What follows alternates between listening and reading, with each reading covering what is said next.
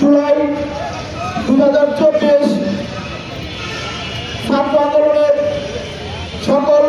শহীদের প্রতি সম্মান জানিয়ে ছাত্রদল কেন্দ্রীয় সংসদ কর্তৃক ঘোষিত মোমবাতি প্রজ্বলন কর্মসূচি ঢাকা জেলা উত্তর ছাত্রদল কর্তৃক আয়োজিত এই কর্মসূচিতে উপস্থিত আছেন ঢাকা জেলা উত্তর ছাত্রদলের বিপ্লবী সাংগঠনিক সম্পাদক মঞ্জুরুল হক সৌরভ, ঢাকা জেলা উত্তর ছাত্রদলের বিপ্লবী প্রথম যুগ্ম সাধারণ সম্পাদক সুজন সিকদার এবং আমার সহযোদ্ধা ছাত্র আন্দোলনের সম্মুখ যোদ্ধা হাসিনা সরকারের রক্তচক্ষু উপেক্ষা করে যিনি রাজপথে দুর্বল আন্দোলন করে তুলেছেন ঢাকা জেলা উত্তর ছাত্রদলের বিপ্লবী সভাপতি মোহাম্মদ মনিরুদ্দিন। উপস্থিত আছেন প্রত্যেকটি ইউনিটের নেতৃবৃন্দ, সাধারণ শিক্ষার্থীবৃন্দ, উপস্থিত প্রিন্ট মিডিয়া সাংবাদিকবৃন্দ, সবাইকে আমার সালাম, আসসালামু আলাইকুম। আপনারা জানেন যে 17 বছরের